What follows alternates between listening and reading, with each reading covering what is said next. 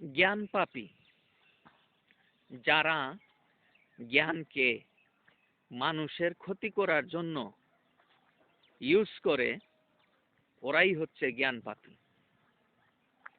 Hi everybody, I am Junaid Ashrafur Rahman from Bangladesh, Mymensingh district, Nandail municipality, 5 number ward.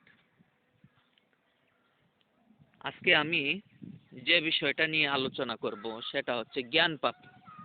এই শব্দটা আপনারা বিভিন্ন স্থানে হয়তো শুনেছেন, কোনো কারো কথায়, কারো গানে, কারো তত্ত্বালোচনায়, অথবা অন্য কোনো ম্যাগাজিন, পত্রপত্রিকা, টিভি, ইউটিউব, ফেসবুকে হয়তো শুনে থাকবেন যে জ্ঞান পাপী শব্দটা। এই জ্ঞান পাপী শব্দ সম্পর্কেই আমি আজকে আলোচনা করব যে জ্ঞান পাপী জিনিসটা কি। মানুষ জ্ঞান অর্জন করবেই, কেউ জ্ঞান অর্জন করে কম, কেউ জ্ঞান অর্জন করে বেশি, কেউ জ্ঞান অর্জন করে প্র্যাকটিক্যাল লাইফ থেকে, অর্থাৎ নিজের জীবনের অভিজ্ঞতা থেকে, আবার কেউ জ্ঞান অর্জন করে পড়াশোনা থেকে। কেউ চাইলেও জ্ঞান অর্জন কিছু হয়ে যায়, কেউ না চাইলেও কিছু জ্ঞান অর্জন হয়ে যায়। বিশেষ করে প্র্যাকটিক্যাল লাইফে কোনো জায়গায় প্রয়োজনে অথবা অপ্রয়োজনে গেলে দেখা যায় সেই এলাকা, সেই অবস্থা সম্পর্কে যখন মানুষ নতুন কিছু জানে তখন সেটাও এক ধরনের জ্ঞান অর্জন হয়ে যায়। তাহলে মানুষ জ্ঞান পাপী হয় কিভাবে, সেটা হচ্ছে একটা আলোচনার বিষয়। এটাই আমার আলোচনার বিষয়।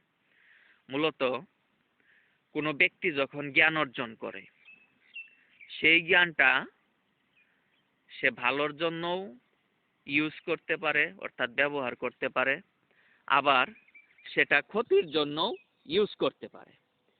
এখন বিষয় হচ্ছে মানুষ জ্ঞানটাকে কিভাবে ভালোভাবে ইউজ করে। এখন মনে করেন একজন মানুষ চিকিৎসা বিদ্যা সম্পর্কে জ্ঞান অর্জন করলো।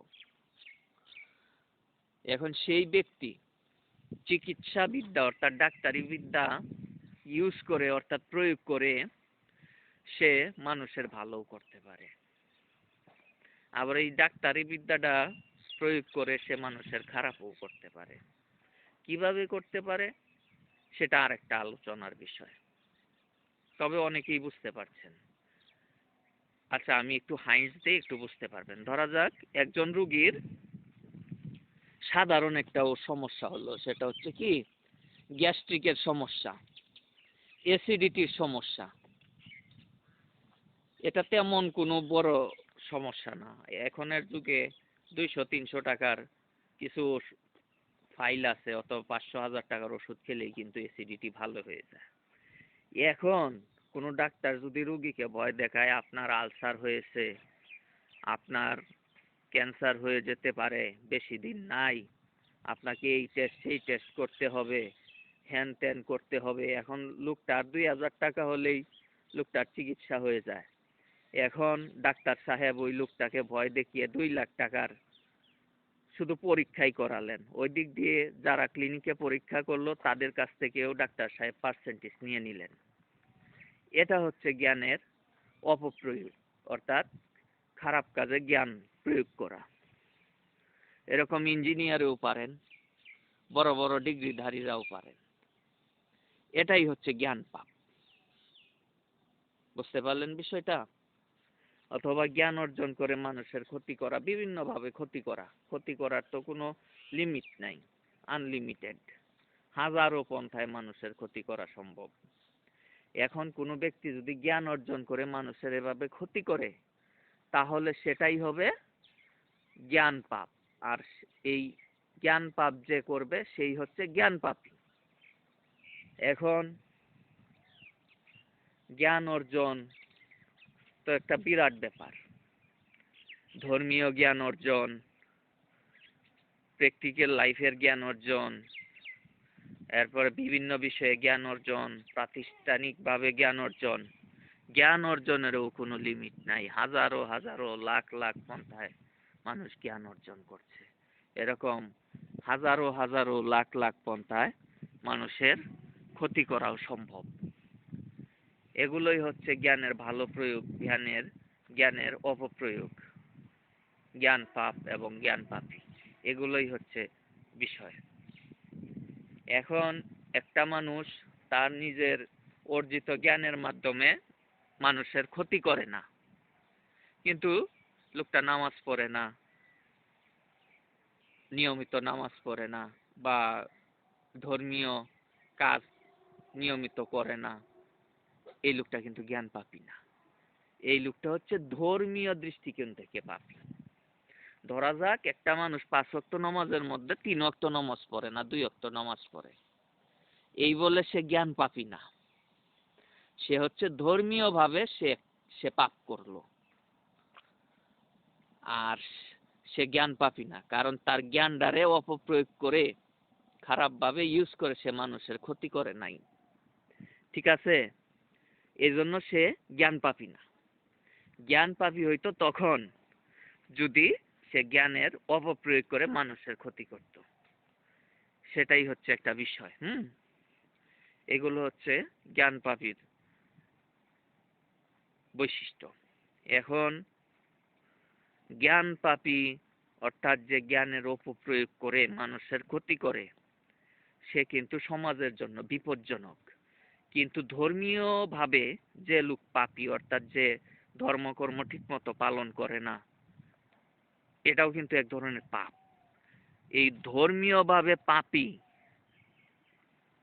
জ্ঞান পাপীর চেয়ে অনেক ছোট পাপী, কারণ জ্ঞান পাপীর দ্বারা সরাসরি মানুষ ক্ষতিগ্রস্ত হচ্ছে, আর ধর্মীয় ভাবে যে পাপী তার দ্বারা কিন্তু সমাজের মানুষ ক্ষতি হচ্ছে না। সে সৃষ্টিকর্তার বিধিবিধান ঠিক মতো পালন করতে পারছে না। এই পাপটা সরাসরি কি সৃষ্টিকর্তার সাথে যুক্ত, অর্থাৎ সে সৃষ্টিকর্তার আদেশ মানলো না, আদেশ নির্দেশ মানলো না, আদেশ নিষেধ মানলো না, যে কারণে সরাসরি সে কি করলো, সৃষ্টিকর্তার সাথে সে পাপ করলো, সৃষ্টিকর্তার সম্পর্কের সাথে সে পাপ করলো। কিন্তু কোনো জ্ঞান পাপী, হ্যাঁ জ্ঞান পাপী একাধারে সে সৃষ্টিকর্তার সাথেও পাপ করলো, সে মানুষের সাথেও পাপ করলো।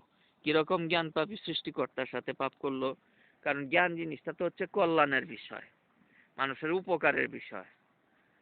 আর মানুষ হচ্ছে আল্লাহর সেরা জীব, সৃষ্টির সেরা জীব, সৃষ্টিকর্তার সেরা জীব।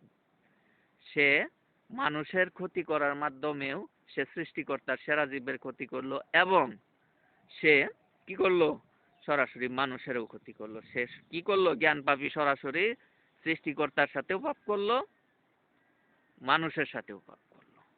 আর যে ধর্মীয় দৃষ্টিকোণ থেকে যে পাপী, সে শুধু সৃষ্টিকর্তার সাথেই পাপ করলো। তাই এটা সহজেই বোঝা যাচ্ছে যে একজন জ্ঞান পাপী আরেক ধর্মীয় দৃষ্টিকোণ থেকে পাপীর চেয়ে বেশি বিপজ্জনক।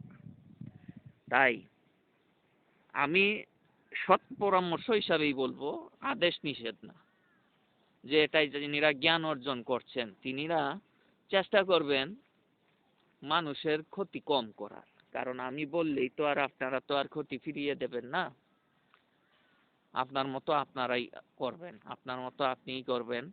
আমি বললেও তো আর আমারটা আপনি ফলো করবেন না।